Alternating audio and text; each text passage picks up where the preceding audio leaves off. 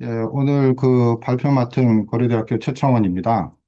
준비 작업은 이제 유민지 이제 이화여대 박사님하고 같이 준비했고요. 근데 마침 오늘 그 동티모르에 연구차 지금 가 계세요. 그래서 제가 이제 발표를 합니다. 동남아 지역 동향 설명회에서는 동티모르가 처음 발표하는 것 같아요. 동티모르 금년 가장 큰 소식은 아무래도 아세안 가입이 될 것 같습니다. 우연적으로 볼 때 굉장히 큰 뉴스였고, 동티모르 입장에서 볼 때는 짧게는 이제 14년이 걸린 일이고, 그리고 또 아세안의 역사로 보자면 26년 만에 신입 회원이고, 또 동티모르 대통령 라모스 호르타 대통령이 얘기하시는 대로 보자면 1975년부터 가입하고 싶었다. 이제 그렇게 말씀을 하시는 아주 중요한 일이었고요. 사실은 2025년 한 해 동안의 동티모르를 리뷰를 하려고 하다 보니까 동티모르가 작년도에 가장 큰 뉴스가 아세안 가입이었는데 아세안 가입과 관련된 가입하기 전까지 뉴스가 또 엄청나게 많거든요. 그래서 그 부분은 일단은 다 빼고 2025년에만 집중을 해서 보게 됐습니다. 그리고 이제 주제를 보시면 아시겠지만 이중 전환의 딜레마라고 잡았는데요. 처음에는 회의를 할 때 동티모르가 국제 정치적으로는 아세안 가입이라는 이제 거대한 나름대로의 성과를 이루었지만 내부적으로는 뭐 많은 문제가 있다. 많은 남겨진 숙제들과 과제들이 있다. 그 정도의 개념을 가지고 이제 대화를 나누다가 이제 이중 전환의 딜레마까지 이제 개념이 확산됐습니다. 지금 보면 이 논문은 국가 리뷰이긴 한데 그 이중 전환의 개념에 맞춰서 자료들을 정리를 하다 보니까 2025년에 있었던 다양한 동티모르에 있었던 사건들을 다 포함시키지는 못했다. 이제 그런 그 한계를 먼저 말씀을 드리고요. 이중전환의 이제 딜레마라는 구조는 이렇게 해석을 한 것입니다. 대외적인 압력이 있고 그 압력에 맞춰서 대내적으로 변화를 해 나가야 하는데 그런데 이게 동시에 자연스럽게 묶여 들어가지 못하고 이게 충돌 지점이 벌어진다. 그래서 대외적인 변화를 만드는 것도 쉽지 않고 국내적인 변화를 만드는 것도 쉽지 않고 이 관계가 마치 트레이드 오브 관계처럼 하나를 선택하면 하나를 희생해야 하는 그런 관계 구조가 있다. 이제 그렇게 파악을 했습니다. 그래서 외부적으로 볼 때 작년 10월 26일 날 그 아세안 정연 가입이 되었죠. 그리고 그 전에 2029년 아세안 의장국을 수임하겠다. 등등으로 정부에서 그런 말을 먼저 했고, 그리고 그 아세안 정부 정회원이 가입이 되면서 행정적인 그리고 재정적인 자원 투입을 아세안으로부터 요구를 받게 되었던 것이죠.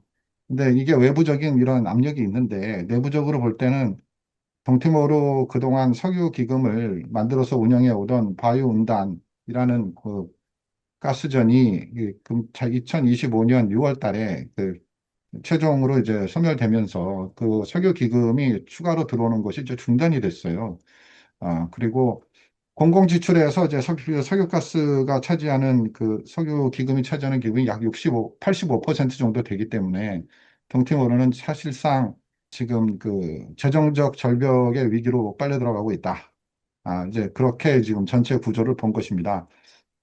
그래서 핵심 질문은 아세안 의무 이행에 자원을 집중을 하면 국내 개혁이 잘 안 되고, 그리고 국내에서 인기를 얻기 위해서 자원을 더 투입을 하게 되면 대외 역량 이행을 제대로 하기 힘든 그런 구조 속에 놓여 있다라는 관점입니다.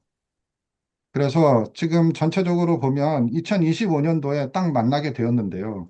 외부적으로는 아세안 가입 추진을 오랫동안 계속 해왔고, 그리고 바이오 온단 가스전이 이제 곧 종료된다 그 얘기가 한 3년 전부터 나왔다가 결국 2025년 6월 달에 종료됐고, 그리고 내부적으로는 사회 정치적인 현상 중에서 그 독립을 주장했던 1975년도에 독립세대, 독립세대, 그 마음보시라고 불리는 독립세대와 그리고 그 Z세대죠. 그 Z세대 간의 이제 사회적인 압력이 그동안 계속 있어 왔는데, 계속 있어 왔고, 시위도 계속 있어 왔는데, 리더 그룹에서 그걸 잘 받아들여주지 않았죠. 받아들이지 않았는데, 금년에는 그걸 또 받아주었고, 그러면서 직접적으로 영향력이 이제 충돌하는 그런 현상이 벌어졌다. 그 연도가 작년 2025년도였다. 이제 그렇게 이제 해석을 한 겁니다. 그래서 대외 관계부터 해서 총 그 네 가지 섹션을 먼저 보고요. 대외 관계 하나 보고요. 정치 보고요. 경제 보고요. 사회 보고, 그 다음에 한 동티모르 관계로 나눠서 보겠습니다. 대외 관계에서는 이제 시장이 많이 확대된 부분이 있죠. 아세안 가입을 성공을 했으니까. 그리고 다양한 외교 플랫폼에 동티모르가 참여하게 되면서 그 다자안보 협의체의 참여권을 많이 확보하게 되었다. 그리고 이제 소국에 해당하는 동티모르 입장에서 이제 미중 경쟁 상황에서 사실 소국 외교 하듯이 이쪽 저쪽에서의 기회를 찾아서 하는 수밖에 없는 그런 과정이었는데, 아세안이라는 하나의 버퍼존이 완충지대가 생겼다. 동티모르 입장에서는 이제 거대한 수확이다. 그래서 이 전체 과정을 동티모르의 외교부와 한국에 있는 대사들 같은 분들 얘기를 들어보면은 실제로 2025년은 동티모르가 두 번째 독립을 한 연도다. 두 번째 독립을 한 것이고, 그래서 그만큼 역사적 의미가 매우 큰데, 내부적으로 볼 때는 이제 현실적인 제약이 또 있는데요. 사실은 84개 협정을 다 마무리를 하고 동티모르가 아세안 가입을 할 생각이었어요. 그래서 금년 초까지만 하더라도 동티모르 외무부 분들하고 얘기를 해보면은 84개 협정이 다 마무리가 가능할 수도 있다. 그냥 그렇게 이제 답을 해왔는데, 뚜껑을 열어보니까 마지막에는 16개는 이제 가입이 다 안 됐죠. 근데 그 과정에서 이제 말레이시아 무장국의 리더십을 좀 받아서 이제 가입에 성공하게 되었죠. 이제 그렇게 해석이 되고요. 그리고 정치 안보적인 부분에 있어서는 동티모르가 그동안 해외적으로는 좀 불안정한 나라라는 그런 이미지가 있었다 보니까 아세안을 가입을 하고도 원하던 외자 투입이라든지 그런 게 원활치 않을 수 있다는 그런 위기를 감을 이미 가지고 있었는데, 그런데 오해쿠시에서 사이버 범죄 문제가 이제 유엔에서 보고를 하는 바람에 큰 문제가 됐습니다. 근데 이 문제를 동티모르 정부에서 10월 초였죠. 10월 4일인가요? 그때 그 총리가 직접 소탕작전에 들어갔어요. 총리가 딜리에 있는 세운전에 소탕작전에 들어가서 도박 라이센스 관련된 부분은 다 취소를 시키는 그런 작업을 아주 전격적으로 처리를 했어요. 동티모르가 통상적으로 일 처리하는 그 속도를 보자면 어마어마하게 빠르게 대응을 한 것인데, 근데 그 이유는 아무래도 이제 아세안 가입을 목전에 두고 있는 과정에서 선제적으로 안보와 치안적인 부분에서 동티모르가 그런 운영 능력이 있다. 그런 부분을 이제 보여주기 위해서 선제적으로 조치를 한 것이다. 이제 그렇게 생각을 합니다. 그리고 9월 달에 있었던 그 학생들의 시위 문제도 그와 비슷한 맥락이라고 생각합니다. 이게 대화관계의 현실을 보면은 경제 공동체에 있어서 가장 극렬하게 드러나는 부분이 디지털 경제 협정 사례가 있었어요. 디지털 경제협정 사례가 10월 초였습니다. 그 10월 26일이 동티모르가 아세안 가입인데 10월 초에 디지털 경제협정 회의를 하면서 곧 10월 말에 정상회담이 있는데 그 자리에서 동티모르는 디지털 경제협정에 포함시키지 않는 것으로 그걸 결정을 해버렸죠. 그게 14차 대화 협상회의였는데, 그 이유는 이제 그 석상에서 나온 그 보도된 기준으로 보면은 동티모르는 아직 아세안 가입 회원이 아니기 때문에 추후에 유예 기간을 부여해 줄 것이다. 그런데 그게 불과 한 달도 차이가 안 나는 그 기간인데 그걸 먼저 처리를 했죠. 그래서 그 부분은 보는 각도에 따라서는 동티모르를 위해서 유예 기간을 더 확보해 준 것이다라고 긍정적으로 해석할 수도 있고, 그게 아니라 불과 한 달도 안 되는 것도 동태모르의 목소리를 낼 수 있는 거를 기다려주지 않는 그런 사례로도 해석이 될 수 있겠습니다. 그리고 사회 문화적인 부분에 있어서 보면은 시장 개방에 대한 이제 압력이 특히 이제 더 커지고 있고, 앞장에서 잠깐 보여드렸는데 66개 협정을 조약을 비준을 했고 18개가 비준이 안 되는데, 18개 비준이 안 된 부분이 바로 전체 대부분이 이제 다가 그 경제 공동체 관련된 부분이었어요. 근데 경제 공동체와 관련된 부분이 협정이 안 된 부분이 사회 문화 쪽으로 영향이 오는 것이죠. 영향이 와서 이제 대표적으로 이제 시장 개방이 위험이 더 처하게 되고, 취약한 국내 제조업이나 농업, 상업 서비스의 이제 자유화의 압력을 더 받게 되었다. 그리고 좀 독특한 것은 그 작년에 WTO에 동티모르가 재작년에 가입을 했는데 GPA라고 Government Procurement Agreement, 그래서 그 정보 조달 협정을 동티모르가 그걸 또 시도를 개시했어요. 그래서 최저 개발국 입장에서는 최초 사례라고 하고 동티모르 입장에서는 GPA가 투명성을 굉장히 강화시키고 대외 투자를 촉진시킬 수 있는 그런 요인이라고 이렇게 생각을 하고 굉장히 그 의도적으로 추진을 했습니다. 그런데 이 부분도 국내적으로 보자면 정치적인 후원 체제, 비슷한 지원자들끼리 서로 재정적인 이득을 보장해주는 그런 관례들과 이제 정면 충돌하는 부분도 있는 내용입니다. 그리고 이 세 개의 정치 세력이라고 지금 정리를 해놨는데요. 마운보 세대는 그 독립을 주창을 했던 1975년대부터 그 정통성을 가지고 있는 세대이고, 제라사운 포온 세대는 80년대, 90년대 독립운동을 하는 과정에서 신세대 그룹으로 돌아가는 마운봇을 지지하면서 같이 그 팀을 짠 세대죠. 근데 이번에 새롭게 동티모르 사회에서 그 영향력을 강하게 보이게 된 게 Z세대죠.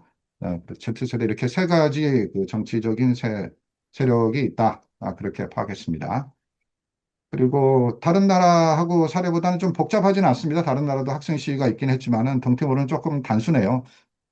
근데 이 내용이 예전에도 했던 시위입니다. 똑같이 했던 시위인데 작년에 그게 정부에서 받아주다 보니까 외부로 많이 알려졌는데 촉발점은 그 이 비싼 프라도 자동차를 이렇게 그 420만 불이나 들여서 살려는 것을 반대를 했고 그리고 사건이 진행이 되면서 동티모르 정부가 불과 3일 만에 모든 학생들이 요구하는 것을 받아주었다.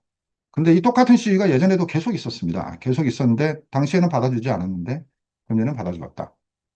그래서 아무래도 아세안 가입 목전에 바로 한 달 전이었으니까 그게 정치적인 영향이 있지 않았을까 그렇게 생각합니다. 어.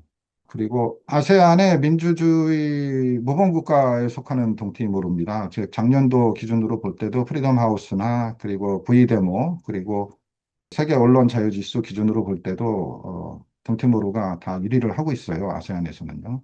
재작년에 비하면 언론 자유지수가 세계 순위가 20위였다가 39위로 좀 떨어진 그런 부분도 있지만 그리고 또 꼼꼼하게 보면 형법 285조 명예훼손 조치 같은 그런 문제가 아직 남아있긴 한데 그래도 동티모르는 아세안 지역에서는 그리고 언론 자유지수 기준으로 보면 한국보다도 높습니다. 그래서 전체적으로 굉장히 민주주의 강국이다. 이제 그런 면모는 작년에도 계속 보여줬다. 그렇게 해석하면 되겠고요. 그리고 이제 석유가스 절벽 문제가 있는데요. 이게 그 석유 기금입니다. 동티모르가 사용하는 석유 기금은 그 노르웨이 방식을 투입해서 전체 관련된 퍼센트의 3%만 뽑을 수 있게 되는데 그걸 항상 추가해서 뽑아 쓰고 있어요. 그러다 보니까 작년에는 바이오 운단의 생산도 이제 끝나게 돼서 지금 각 국제기구가 지금 경고하고 있는 시점은 빠르면 2030년, 통상적으로 한 2035년 정도에 지금 가지고 있는 석유가스 기금이 다 고갈될 것이다 라고 지금 보고 있습니다. 그래서 이 문제를 해결하기 위해서 동티모르는 또 더 큰 가스전인 그레이터 선라이즈하고 작년 11월 25일 날 또 계약을 맺고 또다시 개발 작업에 들어갔습니다.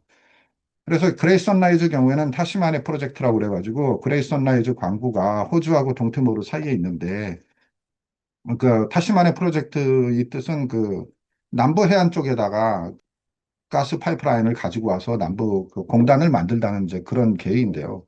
이게 투자 비용이 너무 많고 그래서 여당과 야당 간의 그 정쟁적인 그런 항상 그 쟁점이 되는 그런 부분입니다. 그래서 이 그레이터 선라이즈가 언제 개발이 되느냐, 이제 그 문제가 큰 이슈이고요. 또 하나 이제 그레이터 선라이즈만큼 경제적으로 큰 것은 아니지만 그래도 굉장히 중요한 탄소 포집 사업을 하고 있는 그 바이오 운단을 탄소 포집 사업을 한국의 SK ENS가 포함되어 있죠. 그래서 이게 또 언제 시작이 될 수 있느냐, 이제 굉장히 중요한 쟁점이 되겠습니다. 그리고 아세안에서 2029년도에 정상회담을 동티모르가 개최하고 싶다는 것을 이미 가입 이전에 한 달 전에 먼저 발표를 하다 보니 그리고 그 금년 2026년 1월 달에도 총리가 우리는 아세안 정상회담을 2029년도에 하겠다. 개최하겠다. 그리고 범국민적인 힘을 결집시켜야 된다. 이제 그렇게 지금 동조하고 있는 그런 상황이에요. 그래서 전체적으로 볼 때 타시마네 프로젝트도 그렇고 아세안 정상회담 준비하는 것도 그렇고 거대한 인프라 투자가 필요한 그런 상황 속에 있습니다. 그런데 정치 세력들 중에서 Z 제너레이션이 이제 가장 불만족스럽게 생각하는 부분이 2026년도 석유 예산이 전년도 대비 75%가 삭감이 된 거예요. 그래서 불과 시위를 하면서 정부가 모든 내용들을 들어준 그 내용에 그럼 다음 세대들을 위해서 그 투자하고 하겠다는 그 말에 그 진실성을 의심하게 되는 그런 상황까지 벌어지게 되었고 그런 걸로 인해서 앞으로 또 대학생들의 대대적인 시위가 지금 준비되고 있는 그런 상황입니다. 음. 그래서 청소년 인구는 동티모르가 비중이 매우 높고 그리고 중위 연령이 21살, 22살로 되어 있는데 그런데 여기서 실질적으로 문제가 되는 부분이 이제 취업 활동도 안 하고 하는 일도 없는 얘네들이 이제 니트 비율이 30.5%나 된다. 이 비중이 너무 많다. 그게 그 청선 인구의 심각한 사회적인 문제의 한 부분입니다. 그리고 이제 인력 유출 문제가 있는데 동티모르에서 그 해외 송금이 GDP에 차지하는 비중이 14%까지 올라가는데 이 비중은 그동안 커피가 가장 큰 상품, 수출 상품으로 알려져 온 그 상품의 몇 배를 넘어가는 비중이에요. 한국에서 들어오는 송금 금액만 하더라도 커피 금액을 두 배 상회하는 그런 상황인데 그래서 노동력 수출이 계속 일어나면서 그 인력 유출로 인해서 동티모르의 부족한 인적 자원마저도 더 고갈되는 그런 면모가 같이 드러나고 있습니다. 사회적인 면에서 볼 때, 그 언어적으로 볼 때는 아세안 가입 문제를 가지고서 가장 많이 나왔던 얘기가 영어 실력이 별로 없다. 동티모르 공무원들이. 그래서 과연 그게 어떻게 커뮤니케이션이 잘 되겠느냐. 이제 그런 논의가 많았는데, 그래서 국제에서 필요로 하는 영어가 한 가지가 있고, 동티모르의 공용어로 되어 있는 포르투갈어가 있고, 그런데 사실 포르투갈어보다 떼뚜노 사용자 숫자가 두 배에서 세 배까지 가는데, 그래서 실질적인 면에서는 또 떼뚜노를 가지고 또 해야 되는 문제가 있고, 그리고 공용어도 업무어도 아닌 언어 중에서는 이제 가장 큰 힘을 발휘하는 게 한국어에 해당하는데요. 그래서 한국어에 대한 또 수요도 있고, 그래서 이게 언어적인 딜레마 구조가 좀 있다. 아니, 작년에 좀 특이한 것은 그 동티모르 민법이 떼뜨노로 출판이 되면서, 그래서 그동안 포르투갈어로 돼 있던 그 민법 내용을 이제 일반인들도 이해할 수 있게 되었다. 이제 큰 발전이라고 생각합니다. 그리고 한 동티모르 관계를 보자면은 한국은 특이사항을 좀 볼 때 국제공화기구에서 그 IRI라고 해서 서비한 거 기준으로 보면은 한국은 신뢰도 지수가 매우 높은 나라로 나옵니다. 전체 순위에서 3위, 4위 정도로 속하고 1, 2위하고 차이가 많지 않아요. 그게 2023년도 데이터가 최근 거라서 그걸 기준으로 한 거고요. 좀 특이사항으로는 한국에 대한 혐오 증서는 매우 작다. 혐오 증서가 매우 작다. 상대적으로 중국의 경우에는 굉장히 좀 신뢰도수가 떨어지는 그런 면모가 있고요. 한국이 동티모르와 역사를 한 것은 1984년 독립 이전부터 박경서 박사님부터 시작이 됐고, 그리고 상록수 부대도 있었고, 그리고 유엔 경찰도 있었어요. 그런데 다자협력 구조상으로 볼 때 한국은 그 넉넉하게 기댈 수 있는 국가인지는 모르겠지만 그래도 의심을 좀 덜 받고 그리고 신뢰할 수 있는 그런 국가 그룹에 들어가는 포지션을 가지고 있다. 네, 그렇게 해서 볼 수 있겠습니다. 그리고 한 동티모르 관계에 있어서 실질적인 협력이 일어나는 부분은 지금 아까 말씀드린 그 SKENS의 바이오온단 탄소 포집 사업 관련된 게 있고요. 그리고 타시만의 프로젝트가 운영하게 된다면 한국의 건설 수요와 그런 것도 같이 연계될 수 있다고 생각합니다. 한국에 있는 고용허가제로 들어와 있는 약 4천 명의 동티모르 노동자들, 그게 있고요. 근데 좀 리스크 요인도 있죠. 작년 12월 20일 날 발표를 했는데 한국 정부가 고용허가제 쿼터를 그 13만 명에서 8만 명으로 현격히 줄이는 조치를 금년에 하겠다. 그래서 동티모르 입장에서는 이제 굉장히 큰 도전이 됩니다. 동티모르가 16개 고용허가제로 오는 나라 중에서는 한국어 점수가 좀 안 좋은 그런 그룹에 속하기 때문에 그 역설적으로 더 높은 수준의 한국어를 공부해야 하는 그런 필요도 있다고 하겠습니다. 작년에 있었던 중요한 한국 관련 문화 활동은 1월 달에 세종학당이 개설됐습니다. 그리고 떼뚜노 한국어 사전에 의해서 한국어 떼뚜노 사전이 고려대학교 민정문화원에서 발간이 되었고요. 그래서 이 사전은 그 사전학적인 미시 구조가 같이 들어가 있는 사전이라서 기존의 사전들하고는 좀 제대로 된 사전의 틀을 가지고 있는 거라고 보겠습니다. 대학 내에서는 공자학당이 두 곳이나 생기게 됐고, 일본 학센터가 생기고, 그러면서 기존에 있었던 한국학센터하고 또 경쟁 관계 속에 또 놓이게 되었습니다. 마지막으로 작년에 있었던 동티모르의 상황을 보면은 그 동티모르가 굉장히 성공적으로 잘 운영을 했느냐라고 본다면 동티모르인들은 다 대부분 그렇다라고 말하는 사람이 많을 텐데요. 실제 내용을 보자면 내부적으로 굉장히 불안한 구조도 동시에 진행이 되고 있는 상황이기 때문에 이게 잘 됐다 안 됐다를 잘라서 말하기는 좀 어려운 상황이고 그보다는 그 장기적인 조정을 맞춰서 가는 그런 상황이고 그 과정에서 이제 동티모르라는 나무가 많이 커가지고 바람을 세게 맞는 그런 구조다. 이제 동티모르 이제 속담에 이제 아이훈봇 아닌봇 뭐 이런 속담이 있는데요. 그래서 동티모르가 이제 아세안이라는 곳까지 진출하게 되다 보니까 거기서 많은 수요와 또 필요 그런 승부들이 같이 묶여서 일어나는 그런 현상이다. 그렇게 해석을 하겠습니다. 지금 그 동티모르 정부는 금년에는 그 전 세계 노벨 평화상 수상자들을 모아서 큰 행사를 또 준비를 하고 있어요. 그리고 작년에도 국제적인 행사가 많았어요. 그래서 동티모르가 이제 지금 현 정부는 2029년까지 집중해가지고 더 빠르게 투자를 해서 그 성공적인 아세안 정상회담을 2029년에 이루겠다. 그렇게 지금 정책 방향을 지정을 했고, 그리고 주한 동티모르 대사하고 대화를 이렇게 좀 해보면은 한국 정부는 동티모르가 2029년 아세안 정상회담 하는 것을 지지하기로 했다는 것을 매우 만족한다. 이제 그런 얘기를 이제 하는 것으로 볼 때, 동티모르는 아세안이라는 이 지렛대를 사용을 해서 아세안 정상회담까지 계속 몰아붙여서 나가고 싶은 그런 마음인 것 같아요. 근데 이제 내부적으로 볼 때는 두 가지 그 양립하기 어려운 그 외부적인 그 필요하고 내부적인 그런 수요가 정면으로 충돌하기 때문에 일정 부분은 한쪽 부분을 선택하고 한쪽 부분을 이제 희생을 해야 되는 그런 구조 속에 놓여 있습니다. 사실은 작년 10월 26일에 동티모르가 아세안 가입을 할 때 그때마저도 동티모르는 모든 조약을 다 지켜서 다 준비를 해서 가입을 하겠다고 했지만 실제로는 그렇게 하지 못했어요. 근데 그래도 가입을 하는 게 낫겠다는 판단은 준비가 덜 됐다는 걸 알면서도 그래도 지금이라도 가입을 해야 동티모르가 그 아세안이라는 데다 둥지를 틀 수 있는 기회가 있다. 그렇게 전략적으로 판단했다고 생각합니다. 아, 전체 한 1년 치를 가지고 다 정리를 하살려니까 너무 힘들었는데요. 지금 제가 정리해서 말씀드린 부분은 이중전환 딜레마라는 그 개념 속에 맞춰서만 준비를 한 것입니다. 그거 말고도 또 많은 중요한 일들이 있었는데요. 그 나머지 부분들은 또 질의응답을 통해서 답변을 드리도록 하겠습니다. 네, 이상입니다.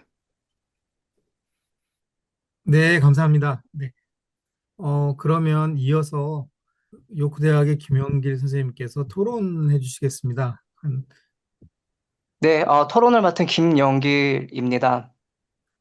오늘 총 세 가지 파트로 토론에 참여하게 됐습니다. 첫 번째로는 아세안 외연 확장과 후발 가입국의 딜레마 차원에서 동티모르 사례를 비교 관점에서 한번 분석해 보았고요. 그리고 두 번째는 두 분 선생님께서는 그 세대 간의 정당성 이슈를 문제 삼으셨는데 저는 동티모르에 만연한 또 다른 정당성의 문제, 관습적 정당성에 대해서도 한번 보완적인 관점에서 말씀을 드리겠습니다. 그리고 마지막으로 질문을 좀 드리도록 하겠습니다.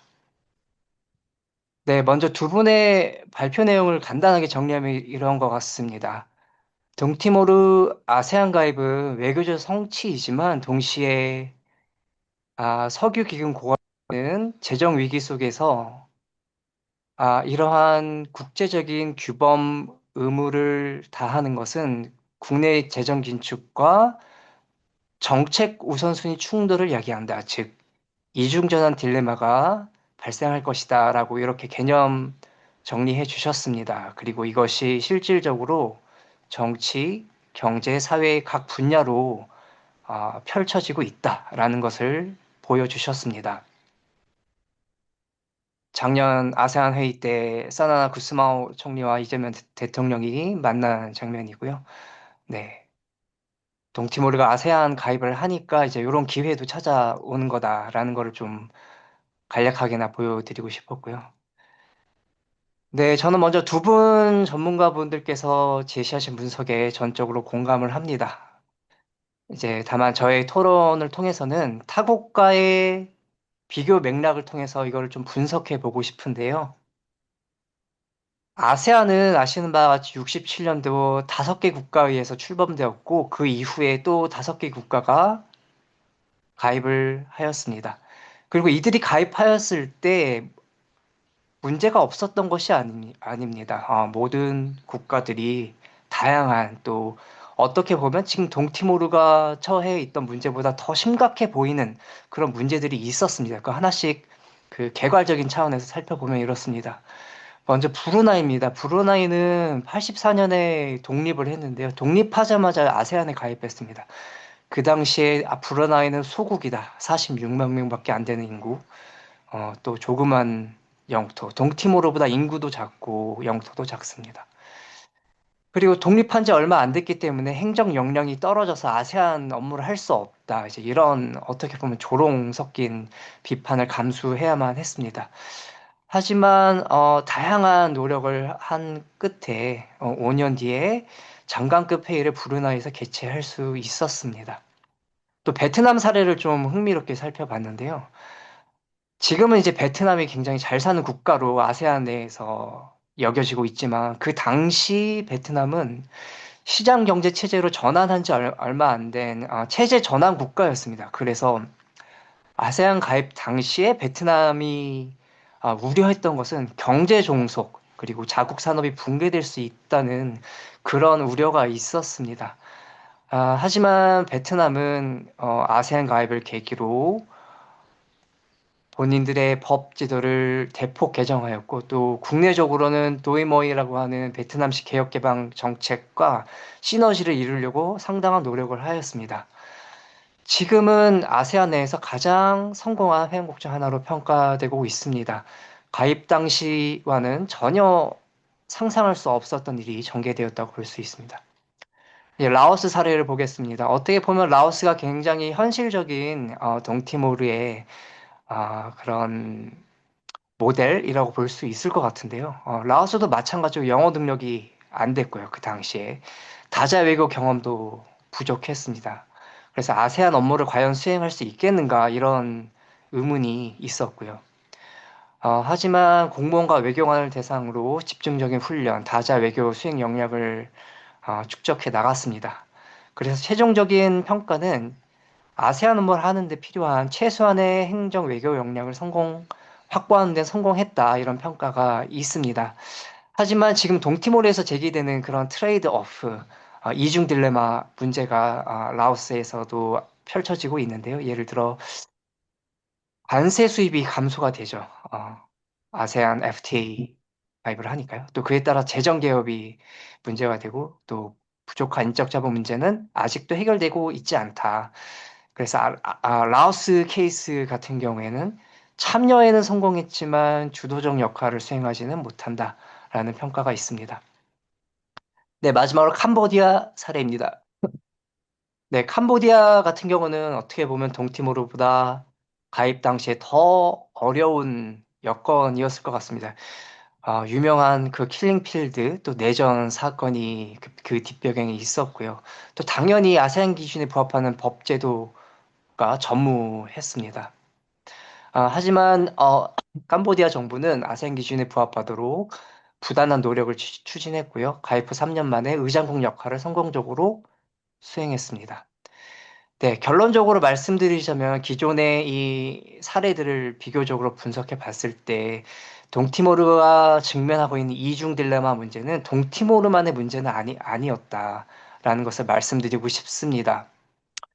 아세안 후발 가입국들 모두 매우 도전적인 조건 속에서 가입을 추진했으며 정도의 차이는 있지만 아세안 가입을 계기로 어, 그 제도 적응과 정책 노력에 상당한 노력을 기울였고 초기의 우려를 일정 부분 완화하는데 성공했음을 시사합니다. 이제 다만 이것이 어떤 완벽한 성공이다, 뭐 이런 것을 의미하지는 않고 또 여기에 대한 깊은 연구가 추가적으로 필요함을 말씀드립니다.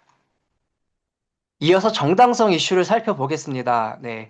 최철원 교수님께서 말씀해 주신 것처럼 동티모르는 현재 기성세대와 젊은 세대 간의 정당성 기준이 전환되고 있는 과도기에 놓여 있다고 볼 수 있습니다.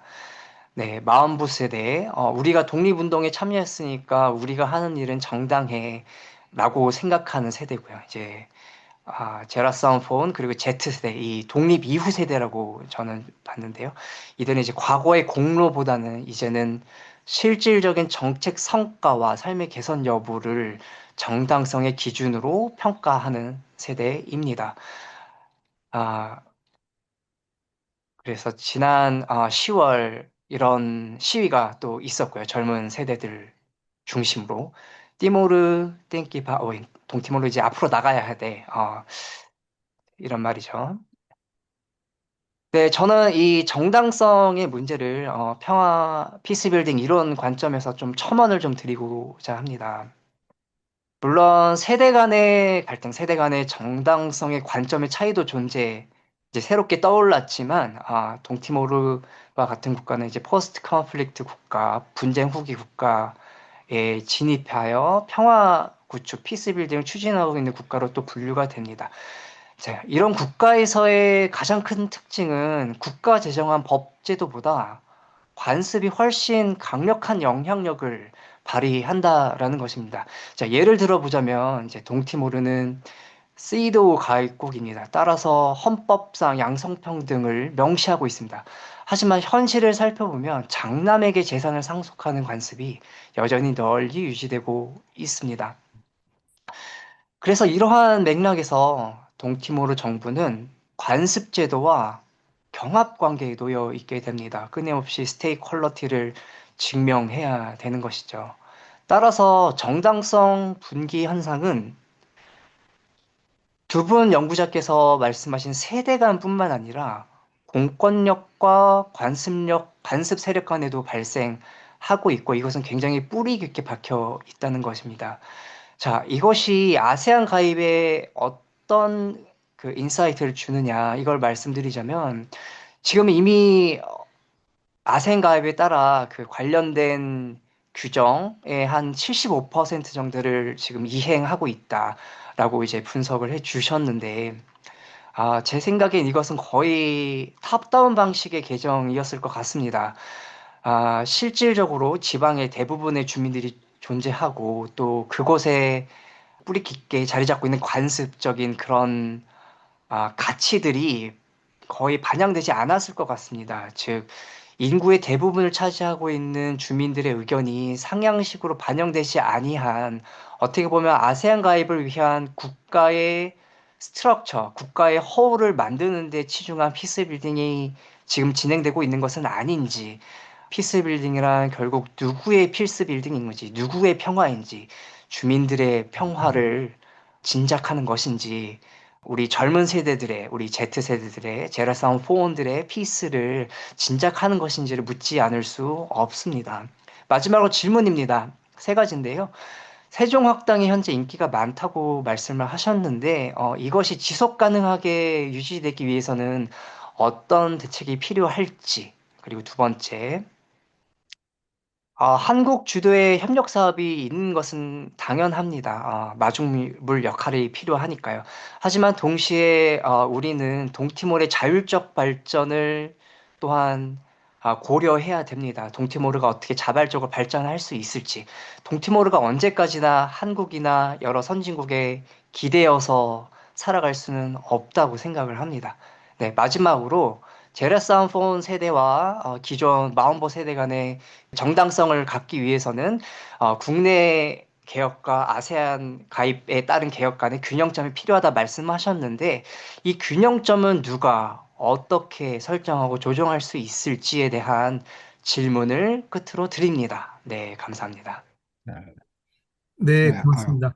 그러면 일단 그 질문을 한번 받아보죠. 예, 질문하실 분 있으면 직접 말씀해 주셔도 좋고, 뭐 채팅방에 남겨주셔도 좋습니다.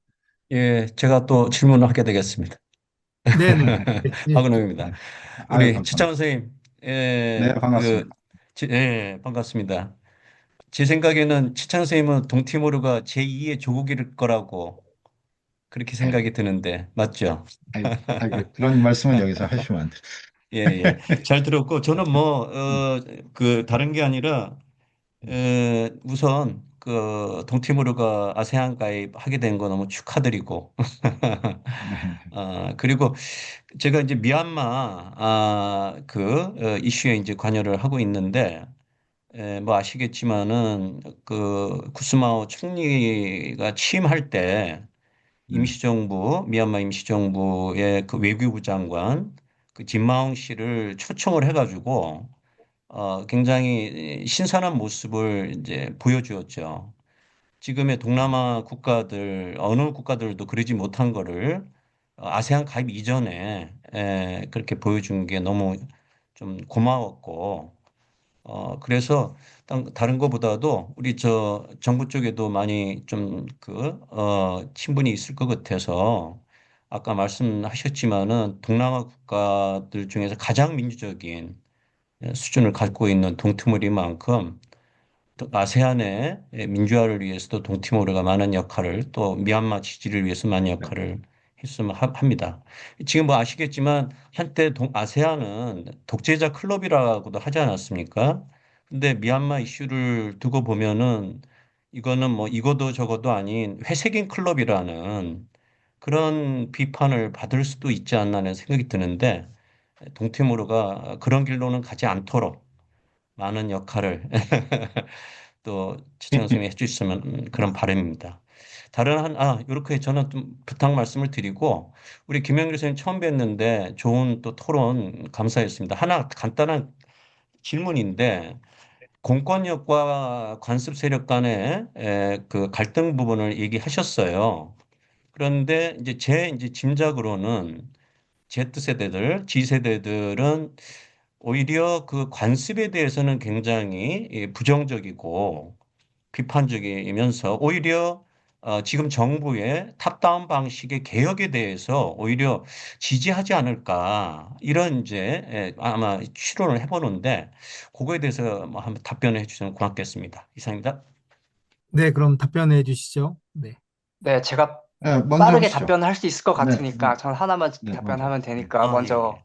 양해를 구하고 답변을 드리자면 네, 저는 이제 개인적인 TMI 좀 드리면 동티모르 현장 조사를 하고 최근에 박사를 받았습니다. 영국 요크에서. 축하드립니다. 네, 연구 주제가 이제 축하드립니다. 관습 세력과 공권력 간의 약간 긴장 관계 속에서 토지 분쟁이 음, 어떻게 음, 해결되는가 요걸 좀 연구를 음, 했고요. 네, 음, 말씀하신 부분이 조금 맞는 측면이 있습니다. 딜리 음, 같은 이런 음, 수도에서는 그게 이제 통용이 된다고 볼 수 있을 것 같고요. 이제 반면 이제 지방 쪽 같은 경우에는 이제 여러 뭐 개도국이 그러하듯 공권력의 영향력이 굉장히 미약하고요.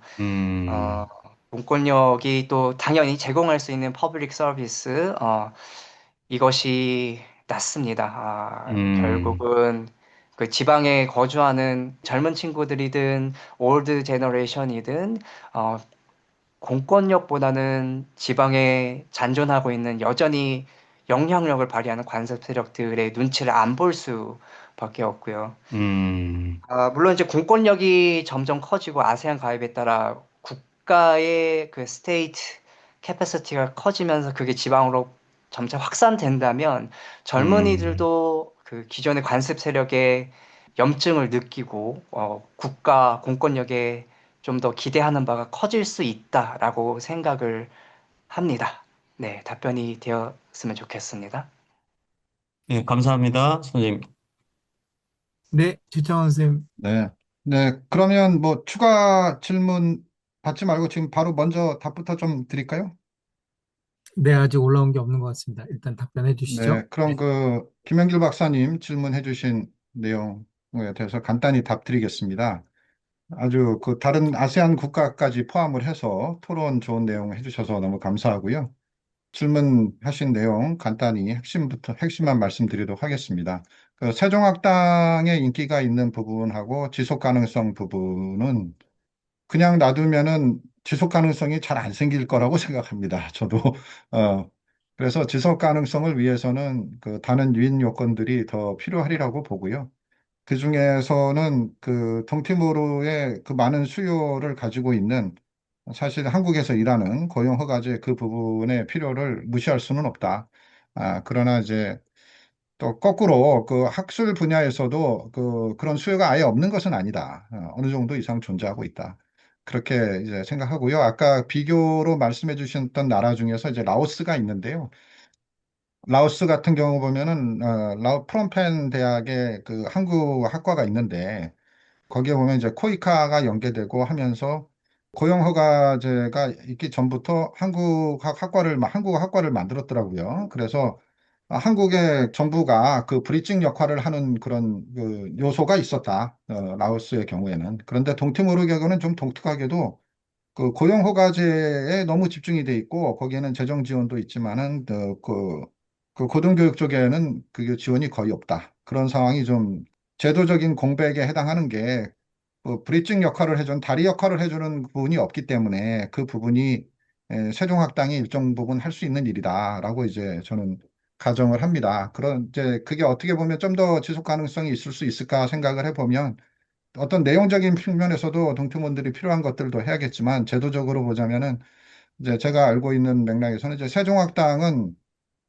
한국의 사회통합 프로그램하고 세종학당 수업을 들으면은 그게 연계가 돼서 인증되는 걸로 돼 있어요. 그런데 이제 그 사회통합 프로그램 같은 경우는 한국의 노동자들이 좀 더 길게, 좀 오랫동안 정주하고자 할 때 하는 것인데, 토픽 점수하고도 연계될 수 있는 그런 인정 프로그램이 돼서, 좀 더 한쪽에서 공부를 하면은 다른 쪽으로 연계돼서 나갈 수 있는 부분들이 좀 더 생기면 좋겠다. 이제 그런 말씀을 좀 드리고요. 그렇게 해서 그 한쪽에서 점수가 생긴 게 하나의 한국어나 한국학 생태계로 들어가서 자기가 공부를 하고 싶든 일을 하고 싶든 그 트랙을 맞춰서 나갈 수 있는 길을 만들어 주는 것이 그게 이제 아까 말씀 잠깐 하신 어떤 마중물의 역할하고 가이드 역할을 해줄 수 있는 방법이 아닌가 그렇게 생각합니다. 그리고 두 번째 질문이 이제 의존성 문제 얘기가 있었죠. 네. 그래서 세종학당이든 한국이 뭐 관여된 일이든 한국이 너무 주도를 해서 하게 되면 의존하게 돼서 사실 뭐 어느 나라도 원조에 기대지 않는 미래를 만들어주는 게 그게 원조의 고유의 목적인데 그거를 달성하지 못하고 계속 의존하게 만드는 그런 문제를 더 키울 수 있다. 네, 그런 면에서 이제 생각을 해보자면은 사실은 어떤 핵심 역량을 공동 프로젝트를 하더라도 대부분의 경우에 그 사회가 분화되고 그 발전되지 않은 곳에서 더 좋은 아이디어가 나오기는 현실적으로 좀 어려워요. 현실적으로 좀 어렵고 아이디어가 나오더라도 그런 역량을 다 가지고 있느냐는 그건 또 별개의 일이에요. 그래서 이제 예를 들면 사전이든지 세종학당이든 한국에서 주도적으로 할 가능성이 더 높죠, 사실은. 높은데 그러면 이제 한국이 그런 일을 주도적으로 했다고 해서 그러면 동티모르인들한테 자율성을 줄 수 있는 기회까지 만들지 못하는 것인가? 그거는 운영의 역량에 따라서 좀 다르다고 생각해요. 그래서 역량을 키울 기회를 따로 제공하는 방식으로 가면 되는 것인데 그 추후에 역량을 키울 기회를 어떻게 제공할 수 있는가? 이제 그 부분에 맞춰서 고민을 하면 될 거라고 생각하고요. 대표적으로 좀 좋은 사례가 이제 코이카에서 많이 했었던 한국어 교원들을 이제 보내는 일이 있었잖아요. 이제 그런 일을 이제 오랫동안 많은 교원들을 보냈는데 열심히 일을 하시고 가셨죠. 그 열악한 환경에서 정말 대단히 일을 열심히 하셨다고 대부분 그랬다고 제가 생각하지만은 이제 제도적인 측면에서 보자면은 많은 분들이 오가셨는데 교사 양성 프로그램은 또 만들질 않으셨어요. 그래서 다수의 한국어 봉사단이 다녀갔지만 그 다녀간 곳에 뭐 백거라 기술고등학교 같은 데 포함해서 교사 양성 시스템은 없었다. 그래서 결국은 더 지속 가능성을 담보하는 일을 어떻게 보면은 그냥 한국이 또 좀 어떻게 더 안 왔는지도 모른다. 거꾸로 이제 그렇게 해석이 될 수도 있겠습니다. 그리고 이제 마지막으로 질문해 주신 것이 이제 균형점에 대한 문제인데요. 여러 전환 과제들이 있는 과정에서 어떻게 균형을 잡을 것인가. 이건 참 어려운 문제죠. 이제 어려운 문제인데 사실은 그냥 A냐 B냐를 하게 되면은 트레이드오프 관계이기 때문에 하나를 잡고 하나를 포기해야 되는 게 그게 이제 갈등의 딜레마 구조인데 그렇게 가지 않고 그럼 어떻게 하면 균형점을 잡아서 갈 수 있느냐 이제 그걸 고민을 좀 해보면요. 어떤 단위체가 움직이느냐를 먼저 생각을 해보면은 이제 탑다운으로 내려가는 정책 구조 속에서는 중앙정부와 의회가 그중에 중요한 점이 있는 거죠. 그리고 아까 김영일 박사님 말씀하신 것처럼 그런 밑에서 올라오는 그런 전통이든 뭐 사람들의 견해는 얼만큼 포용이 되는 것이냐.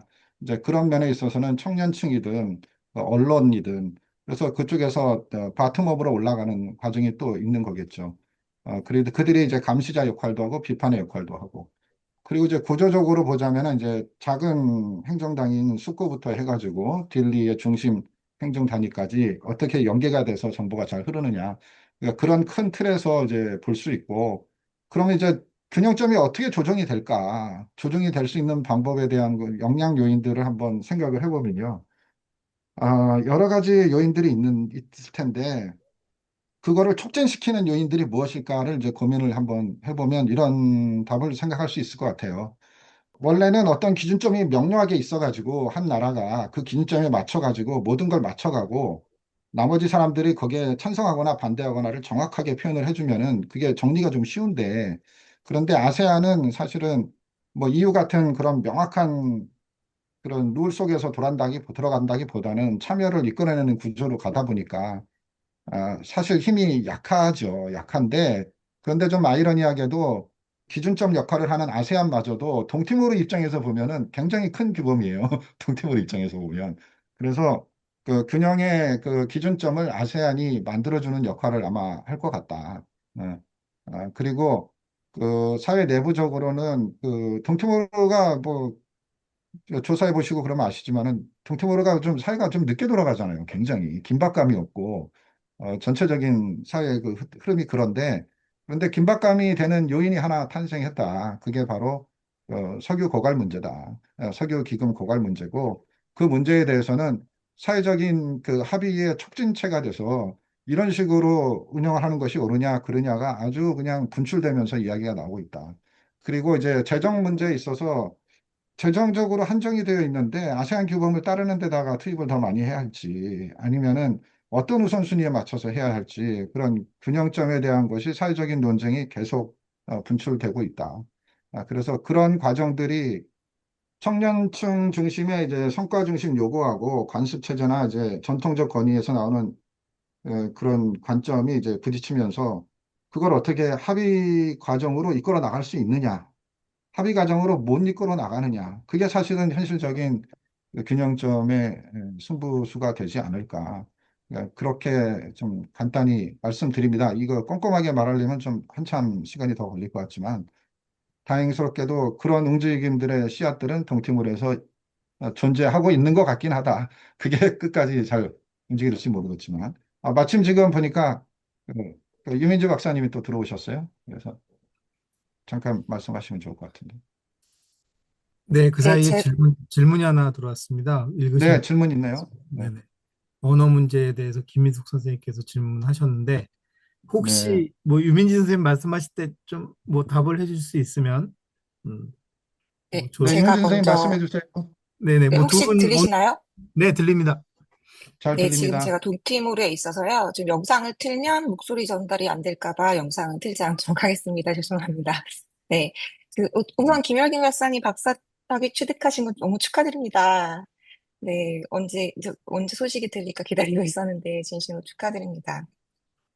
김영길 박사님께서 그 관습법과 이제 공권력 경합에 대해서 잘 말씀해 주셨는데, 저는 이제 이에 대해서 조금 다른 측면도 있지 않을까라는 생각으로 첨언을 좀 하고 싶습니다. 그, 말씀하셨다시피 지방에는 이제 중앙정부의 영향이 미치는 좀 한계가 있습니다. 그래서 이제 지방에서는 관습에 의해서 민원 문제들을 많이 해결하는 사례들이 있는데요. 제가 이제 지금 여기 와서 제가 이제 현지 연구한 지가 이제 10년 전이어서 이제 10년이 지나고 나서 이제 어떤 변화가 있는가. 10년 후에 제가 만났던 그 친구들과 비슷한 나이 또래 친구들은 또 어떤 생각을 하고 있을까 이런 걸 다시 질문을 하려고 돌아왔는데 그 10년 전과 굉장히 많은 변화가 있다고 느꼈어요. 특히나 이제 관습법에 대한 친구들의 생각들, 저 물론 이제 그러니까 수도를 중심으로 제가 인터뷰를 하고 있어서 지방을 못 가서 좀 한계가 있지만 이 친구들의 생각이 변했다는 것이 이제 지방에도 미치는 영향이 분명히 있을 거라고 생각합니다. 그래서 관습법과 관련해서는 특히나 제 친구들이 조금 더 부정적인 뉘앙스의 대답들을 더 많이 하고 있고요. 그리고 어쩌면 정부가 이 관습법을 적당히 이용하고 있다 정도의 이야기들도 조금 들리긴 합니다. 그러니까 자기들이 실제로 지배할 수 있으나 영향을 가지 않지만 그렇다고 해서 그거를 이제 그들이 할 수 있도록 놔두고, 그리고 그것이 지역사회가 그 관습법을 인정을 하고 있기 때문에 그것을 놔둠으로써 자기들의 정당성을 더 확보할 수 있게 되는 좀 매니퓰레이트 하는 방법으로 그 관습법이나 뭐 동티노스 얘기하는 롤릭을 사용하는 것이 아니냐라는 의견들을 제가 처음 들었거든요. 10년 전에는 그런 얘기, 그러니까 롤릭을 되게 존중하고 반드시 따라야 하는 법이라고 얘기를 했다면 지금 여기서 인터뷰를 하고 있는데 이것보다는 부정적인 얘기들에 대한 그런 걸 더 많이 들어서 좀 사회가 달라지고 있구나라는 점을 좀 보고 있습니다. 네, 이거에 대해서 좀 추가적인 말씀을 드리고 싶었어요. 어쨌든 제가 여기 있으니까 뭔가 좀 더 살아있는 얘기를 전해드릴 수 있지 않을까 싶어서 네, 네, 이상입니다. 질문 답변을 제가 할까요? 아니면 김행길 박사님 먼저 유민주 박사님 그에 대해서 코멘트 하나 하실 거 있으세요? 아닙니다. 따로 없습니다. 말씀 네. 잘 들었습니다. 감사합니다. 네. 네, 그러면 그 질문 답변 제가 드리겠습니다. 전동현, 김희수 선생님 주신 질문이고요. 질문 내용이 이러네요. 언어 문제가 매우 인상적이었는데 동티모르처럼 민주주의 가치를 존중하는 국가에서 어떻게 지금까지 민법 등 법률이 다수 대중에게 사용하는 언어로 공표되지 않았던 걸까 다소 충격적입니다. 지식은 곧 권력이라는 점에서 보면 언어와 문화가 국가 내부에 위계적인 질서를 만들고 지속시키는데도 상당히 기여했을 것이라고 생각되는데요. 실제로 동티모르 사회에 어떤 현상이 나타났는지요? 제가 이거 뭐 설명하려면 너무너무 길지만 핵심 요소만 좀 말씀드려 보겠습니다. 동티모르는 2002년 그 헌법을 만들 때 떼뚜노를 공용어로 넣었습니다. 그런데 업무 언어로 사용하는데 세부 법률이 떼뚜노가 없었습니다. 그리고 그 유엔에서 운영할 때 브라질 분이 오셔가지고 포르투갈어로 중심으로 하셨고 영어와 포르투갈어로 하다 보니까 사실은 2002년도에 헌법이 생기기 전에 동티모르에서는 2000년도에 그 국립언어원을 만들어가지고 그 언어원에서 떼ጡ너 작업을 했어요. 그랬는데도 불구하고 2002년도에 헌법이 딱 만들어질 때 보니까 공용어긴 공용어인데 떼뚜너가 이 공용어인 거죠. 이 공용어로 포르투갈어가 1이 되고 동티모르인들은 다수가 떼뚜너를 쓰는데 그래서 결국은 2004년도에 세부 법률을 만들어 가지고 떼뚜너도 공용어와 포르투갈어와 동등한 위치를 사용하는 걸로 2004년도에 만들어졌습니다. 근데 이 과정은 어떻게 보면은 동티모르처럼 민주주의 지수가 높은 나라가 왜 민법 그 테토너 버전이 2025년이 돼서야 나왔느냐, 23회나 지나서야 나왔느냐라고 이제 궁금해 하실 수도 있겠지만 사실은 동티모르 테토너가 발전해가는 그 과정의 역사를 보면 지금 이 정도 나오는 것도 거의 기적에 가까운 수준입니다. 기적에 가까운 수준이고 지금 이제 참고로 2022년도에 나온 테투너 한국어 사전 그리고 작년도에 나온 한국어 테투너 사전이 이중언어 사전 중에서는 포르투갈어, 영어, 바하사 인도네시아 다음 세 번째지만 사실은 사전학적인 미시 구조를 갖추고 있는 사전으로는 최초예요. 그 전에 다른 사전들이 용어집으로 나왔거든요. 즉, 이 논리는 어떻게 보면은 동티모로의 민주주의 지수가 매우 높다는 것은 사실인데 또 현격하게 낮은 민주주의 지수도 있어요. 금권 선거 같은 거 있잖아요. 그런 거는 동티모로 점수가 매우 안 좋습니다. 그래서 이게 어쩔 수 없는 그 빈곤 지수의 영향을 받는 것이라고 이렇게 보고요.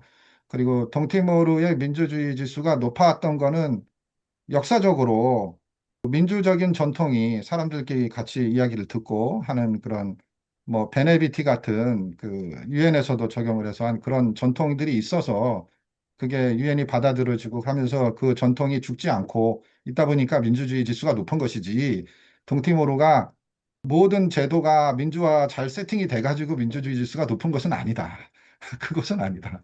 아, 그렇게 이해하시면 되겠고 그러면 떼뚜너로 된 그 민법 책이 왜 이제야 나왔느냐? 이제야 나온 것마저도 거의 기적적입니다. 실제로 보면은 그 전 세계적으로 언어 연구를 100만, 인구 100만 이하인 거를 하는 경우가 거의 없어요. 거의 없습니다. 동티모르가 국립언어원을 2000년도에 만든 것 자체가 기적입니다. 그 자체가. 그리고 아세안 국가에 보면은 아세안 국가 중에 한국어하고 이중언어 사전이 나와 있는 나라들 중에서 사전학적인 미시 구조가 다 들어가서 품사 있고 예문 있고 설명 있고 그렇게 나온 사전이 있는 나라가 많지 않아요. 소수입니다. 동티모르는 작은 나라의 기준에서 그리고 언어 사용자 수가 숫자가 작은 떼뚜노 그 기준으로 볼 때는 기적적인 일을 계속 지금 하고 있는 것입니다. 우리들의 눈높이가 그 너무나 큰 나라들의 그 구조에서 자연스럽게 돌아가는 것에 익숙해서 그럴 수 있는데 동팀으로 관점에서 보면 이 정도가 기적입니다. 기적이라서 라모스 호르타 대통령이 굉장히 환영을 하고 또 이제 어, 사람들한테 자랑을 했었습니다. 네, 네, 네, 네, 박사님. 제가 첨언 말씀 한 말씀만 드려도 네네. 될런지. 네, 네. 네, 네, 여기 동티모르 잘 모르시는 분들도 이제 계시니까 간단하게 배경 설명 드리자면 동티모르는 1702년부터 1975년까지 포르투갈 식민지였고요. 그래서 1975년부터 99년까지 인도네시아 강제 병합기를 거쳤고요. 99년부터 2002년까지 음, 이제 유엔이 들어와서 그 과도 정부 트랜지셔널 어드미니스트레이션을 했습니다. 그래서 동티모르 헌법에는 포르투갈어와 떼뚜머가 오피셜 랭귀지로 이렇게 지정되어 있고요. 영어와 인도네시아 바하샤가 워킹 랭귀지로 지정되어 있습니다. 이런 역사적인 맥락에서 그런 게 있고요. 그리고 최창원 교수님께서 말씀해 주신 것처럼 그 떼뚜머의 발달 속도와도 관계가 있습니다. 떼뚜머가 이제 그 법률적인 그런 복잡하고 미묘한 것들을 표현하기에 아직 충분히 발전하지 않았기 때문에 그 법률 교육이 포르투갈어로 이루어지는 측면이 있고요. 또 교육 현장에서도 그런 어려움들이 상존하고 있습니다. 그래서 동티모르가 이제 한편으로는 떼뚜머 교육, 그 민족적 교육을 강화하면서도 동시에 이제 영어라든지 또 한국어라든지 이런 인터내셔널 국제적으로 뻗어나가는 그런 교육을 동시에 강화하고 있는 그런 상황 가운데 있고 발전 단계에 있기 때문에 말씀해 주신 것처럼 이제 민법이 이제 드디어 떼뚜머로 발간되었다라는 것은 굉장히 큰 발전이라고 생각을 합니다.